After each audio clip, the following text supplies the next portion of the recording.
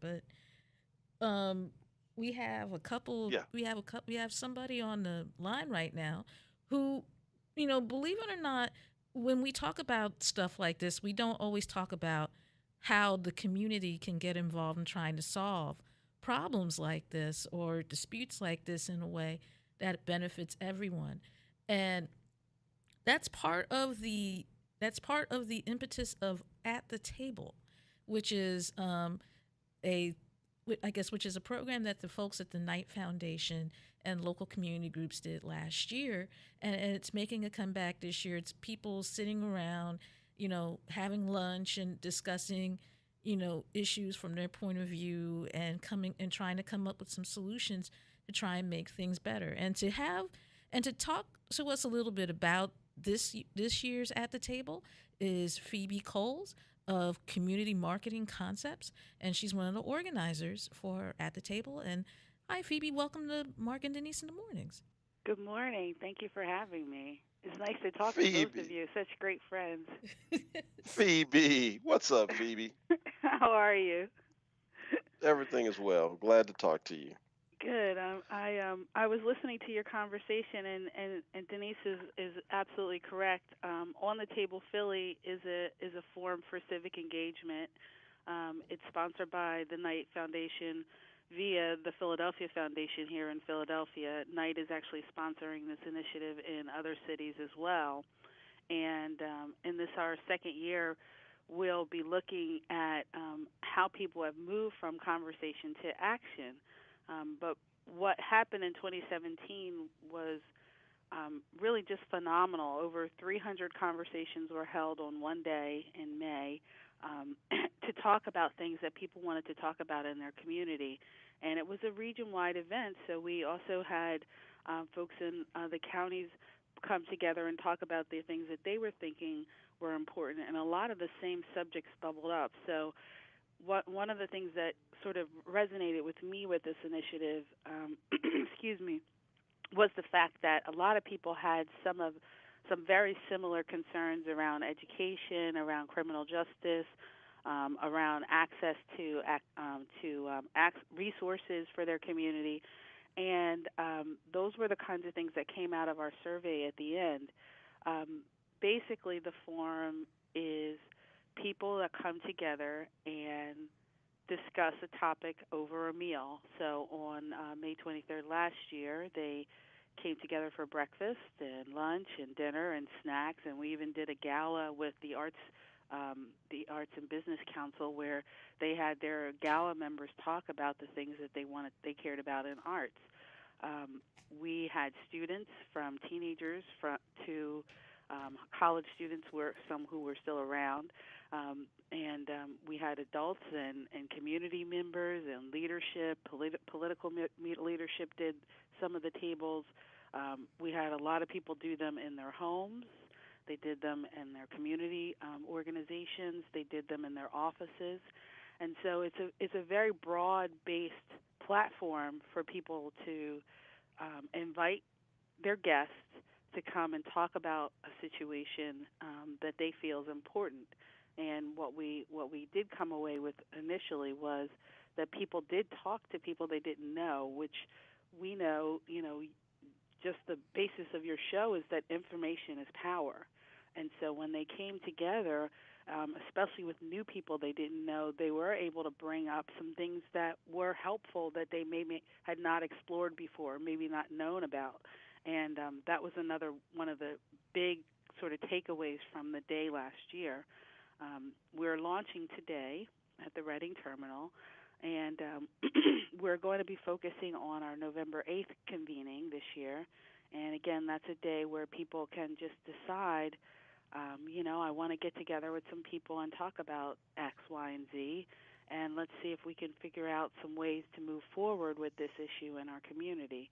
And so we're encouraging people to visit our website on the table, phl.org, to register as a host and convene some folks and talk about what you think is important. Yeah, Well, because I was no, talking to Vincent Thompson yesterday, and he said he was going to be doing one on the midterm elections. Yeah, it is the day. It's 2 days after the election, so we do expect to have some political some number of political tables talking about moving forward from the midterms. But again, a lot of people just really talked about the public safety. They talked about youth development and how they could get young people more involved. They talked about, as young people, what they were interested in seeing, what was going on in their community. And so we're moving sort of these conversations this year from conversation to action, and we're also putting in some things at the end that connect people to organizations, connect people to resources, and connect people to bigger sort of processes in their interest level. So if you're interested in public safety, how do you get involved with your local police district? If you're interested in the political process, how do you understand who your ward leaders and your committee people are? If you're interested in LBGT issues and connectivity with youth, how do you make sure that young people are feeling accepted in our society? And so these are some of the things that we're going to help connect those issues that came up last year, some of those top line issues, with some of the resources that are available in the marketplace. And I Well, know, Denise, you were at our table last year Yes, I was. on the African diaspora, Mhm. and Eric, who does the Fun Times magazine. Eric Nazerbi. Yes, and I wasn't going to mess up his last name, but he did a phenomenal job of carrying action through his magazine, from hearing from people about how to connect to black people in communities across Philadelphia, across the region. He's just done a phenomenal job with programming in his magazine and editorial content that is doing that connectivity, and some of that is based on what came out of the conversation that we had last year. Oh, that's excellent. So Phoebe, what time today, and is this open to the public? Can people just come out and be a part of this? So the open to the public is November 8th, but the website will be open today for registration. Today, the press conference really is just to announce that we are opening registration, and to hear from some of the past hosts who represent business, who represent community, who represent organizations, to talk about how they move forward from their table and what they got from their discussion. Again, we are asking people to take a look at the website and register their tables. And what you do when you go on is you say, I want to be a host. That means I want to convene 12 or less people, and I want to have a breakfast, lunch, where I want to have a snack, whatever it is, on November 8th, and commit to hosting that conversation and giving us some survey information at the end to let us know what you talked about and how the Philadelphia Foundation can be helpful in moving forward your agenda. The website is, again, on the table, phl.org, and there's plenty of sort of directionals on the site to talk about how to host, and we even sort of train hosts at one point before the day of November 8th, where we'll talk about how to control conversations, how to move them forward from not just being sessions where people are complaining, but really thinking about, okay, from this complaint, what can I slice out of this to make sure that something is changing? And we also sort of prompt people on the actions that they can take at the end of the conversation as well. All right. Well, that Wow. sounds extremely exciting. Hopefully, what would be great is to see like some houses of faith reach out and do this with each other. We do this a lot with other, houses of faith, and so we've done it with Mother Bethel and others. But to be intentional and be a part of this, it's still, worship hour, where that's your Friday prayers, your Shabbat services on Friday night or Saturdays, your church services on Sundays are still, as Dr. King said 50 years ago, the most segregated hour, for us. So that would be, to me, fascinating to see, religious institutions doing this intentionally.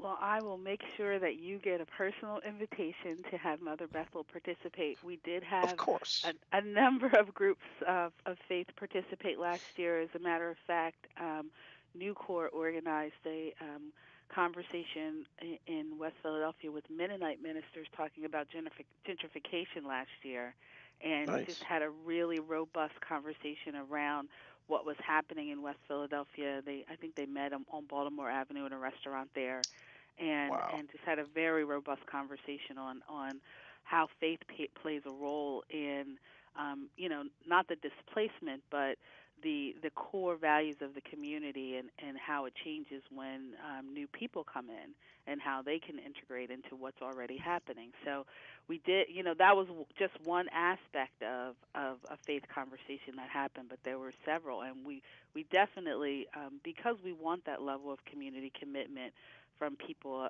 of faith and people who are in neighborhoods. We're definitely encouraging churches and synagogues and temples to be involved this year more robustly, so that we can hear those voices.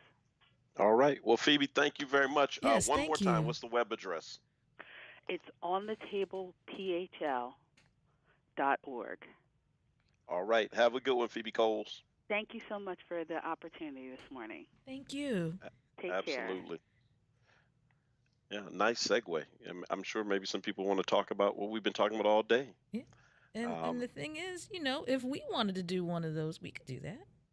Absolutely. We're going to do our on the table on the show. But here's the caveat: the people we invite, you're going to have to bring the food because it has to be food. We're up too early, but you get to the show about 8 o'clock, and we'll do on the table. So I see people who are out there on Facebook: Cherie DeBrest, E.J. Fisher, Ruben Eccles lives too far away. He'll never get there in time.